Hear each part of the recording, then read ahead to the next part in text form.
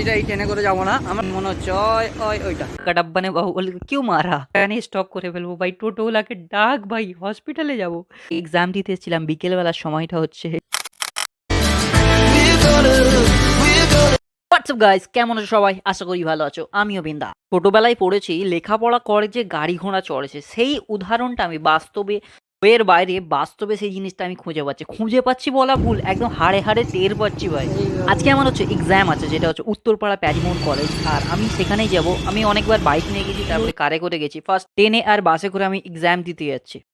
সবাই দেখতে পাচ্ছে আমার এই ট্রেনটা যাচ্ছে, যেটা এই ট্রেনে করে যাবো না, আমরা অন্য একটা ট্রেনেতে যাবো। নো চিন্তা নো টেনশন, চলে আমরা টেনশন। আমি এখান থেকে কোনোদিন আসিনি। কথাই আছে না, সোনাই সুহাগা, তেমনটা হলো আজকে আমার সাথে।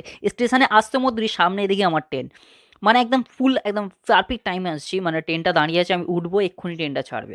আর এরকম লাইভের ফার্স্ট টাইম আমার হলো, স্টেশনে গিয়ে আমি দাঁড়াতে হলো না এমন, মানে একটা কি হলো আমার, তার একটা ইলাহি ব্যাপার। উঠে হালকা করে চুলটা সেট করে একদম সিধে রাস্তার দিকে দেখছি ভাই, ট্রেনটা যাচ্ছে। একটা অনেক দিন পর ট্রেনে উঠলাম এইভাবে, লোকাল ট্রেনে, বেশ ভালোই লাগছিল। আর চারিপাশটা খুব সুন্দর লাগছে আমার। তোরা তো বেশ চলে গেলি, বলেছিলি একবার যাবো। তোমাকে বলা হয় না? তুই বললি এখানে, ওরা বললো এখানে খাবে। হ্যাঁ ওখানে খাবে, ওখানেই বসেছিল। হ্যাঁ এই বৃষ্টি বললো মোমো খাবো বৃন্দাবনে, চ। ট্রেনের বাইরে থেকে আমি দেখছিলাম এত সুন্দর প্রাকৃতিক সৌন্দর্য, এত সুন্দর যেন সে একটা ছবির মতো, একটা মায়াবী পরিবেশ। তারই মধ্যে যে আমার একটা এক্সাম আছে, সেই এক্সামটা যেন আমার মাথা থেকে উড়ে ট্রেন যাবে। থেকে নামলাম, এবারে যাবো হচ্ছে এদিক দিয়ে যাবো হচ্ছে আস্তে আস্তে। এবার আমার এক্সাম হল হচ্ছে উত্তরপাড়া প্যারিমোহন কলেজ, আর এখান থেকে দেখতে পাওয়া যাচ্ছে মনে হচ্ছে ওইটা। আস্তে আস্তে যাচ্ছি গুটি গুটি পায়ে।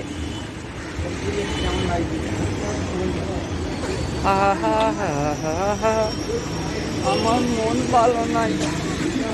স্টেশন থেকে বেরোবার পরে যেইটা আমার সামনে সবচেয়ে বেশি ভালো লাগলো, সেটা হচ্ছে উত্তরপাড়া প্রবেশদ্বার, পুরো একটা বাহুবলীর সেট, বাহুবলীর দরজা। আমি আগেরবারেও যখন এক্সাম দিতে এখানে এসেছিলাম, তখন হচ্ছে সাইডে দিয়ে আমরা অনেকজন একসাথে গ্রুপ মিলে সব কটা ফটো ফটো তুলছিলাম। এখানটা বেশ ভালো লাগে, এখানটাকে দেখলে মনে হয় যেন যে কাটাব্বা ने বাহুবলীকে কেউ মারা। কাটাব্বা বাহুবলীকে কেন মেরেছে সেটা তো আমরা সবাই জেনে গেছি, কিন্তু আবার এক্সামের আজকে কি হাল হবে কি জানি। ওটা একটা যেন টেনশন মাথায় পড়ে আছে, আহা।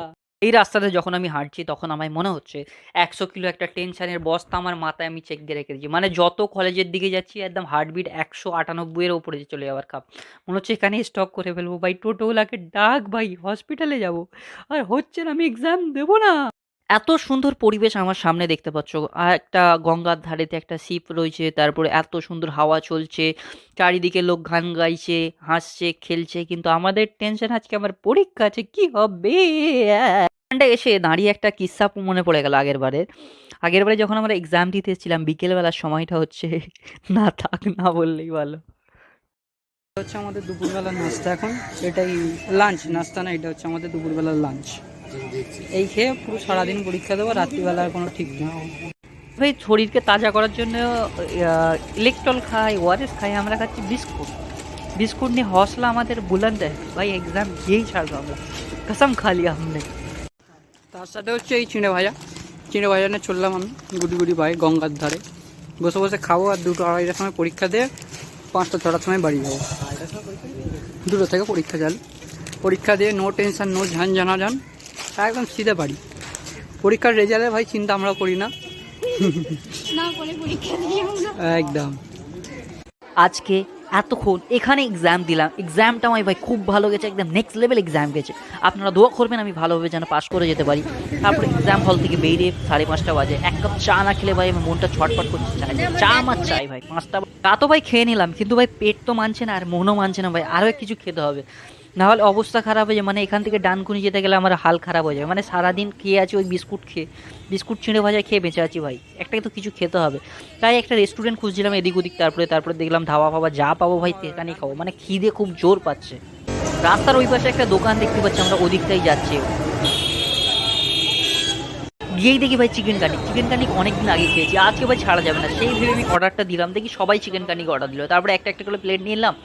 আর খাবারের টেস্টটা বেশ, কোয়ালিটিও ভালো ছিল, টেস্টও ভালো। দিকে খাওয়া দাওয়া শেষ হতেই একজন আমাদের মধ্যে সিধে চলে ঘুগনি দিকে হাঁ করে তেড়ে যাচ্ছে। ভাই কোথায় যাচ্ছিস তুই? বলে আমি ঘুগনি খেতেই হবে বলে একটা মানে কি বলবো, যেন হচ্ছে ওষুধ চাই এমনভাবে ঘুগনির দিকে চলে গেল।